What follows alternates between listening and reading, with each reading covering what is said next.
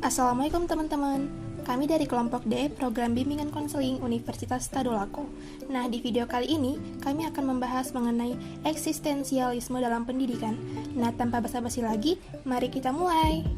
Baiklah, langsung saja, apa sih itu eksistensialisme? Eksistensialisme merupakan filsafat yang secara khusus mendeskripsikan eksistensi dan pengalaman manusia dengan metodologi fenomenologi atau cara manusia berada. Eksistensialisme adalah suatu reaksi terhadap materialisme dan idealisme. Pendapat materialisme terhadap manusia adalah benda dunia, manusia itu adalah materi, manusia adalah suatu yang ada tanpa menjadi subjek. Pandangan manusia menurut idealisme adalah manusia adalah sebagai subjek atau hanya sebagai suatu kesadaran. Eksistensialisme berkeyakinan bahwa paparan manusia hanya berpangkalkan eksistensi, sehingga aliran eksistensialisme penuh dengan lukisan-lukisan yang konkret. Bagaimana sih sejarah munculnya filsafat eksistensialisme? Istilah eksistensialisme dikemukakan oleh ahli filsafat Jerman yaitu Martin Heidegger pada tahun 1889 sampai tahun 1976. Eksistensialisme adalah filsafat yang akar metodologinya berasal dari metode fenomenologi yang dikembangkan oleh Husserl pada tahun 1859 sampai tahun 1938. Munculnya eksistensialisme berawal dari ahli filsafat Kierkegaard and Nietzsche.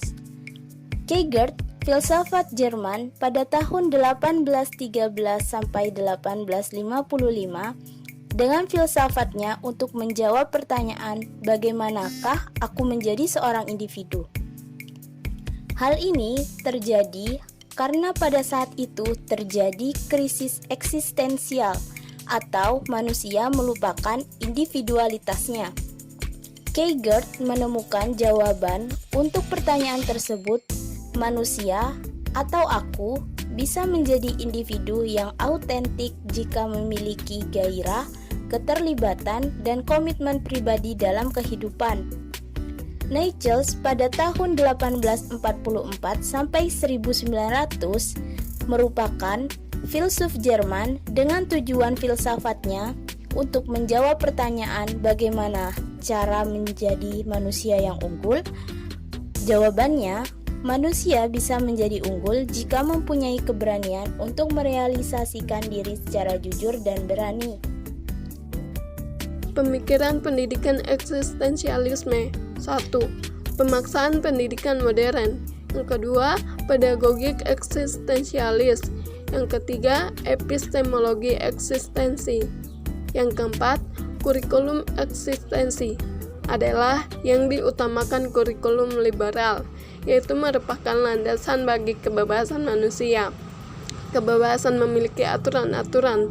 Oleh karena itu, di sekolah harus diajarkan pendidikan sosial untuk mengajar respek rasa hormat terhadap kebebasan untuk semua. Dan yang kelima, proses pembelajaran eksistensialis. Proses belajar mengajar pengetahuan tidak ditumpahkan melainkan ditawarkan untuk menjadi hubungan antara guru dengan siswa sebagai suatu dialog. Bagaimanakah pandangan eksistensialis terhadap pendidikan? Sikun Pribadi, 1971. Eksistensialisme sangat berhubungan dengan pendidikan, karena pusat pembicaraan eksistensialisme adalah keberadaan manusia, sedangkan pendidikan hanya dilakukan oleh manusia. Bagaimanakah tujuan pendidikan menurut pandangan eksistensialisme? Yaitu, tujuan pendidikan adalah untuk mendorong setiap individu agar mampu mengembangkan semua potensinya untuk pemenuhan diri.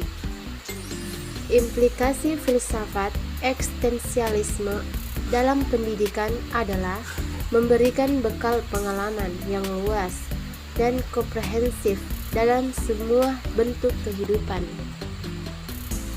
Apa sih peran guru dalam perspektif aliran eksistenisme? Perannya itu yang pertama, guru bertugas untuk melindungi dan memelihara kebebasan akademik, di mana bisa saja guru pada hari ini, besok atau lusa menjadi murid.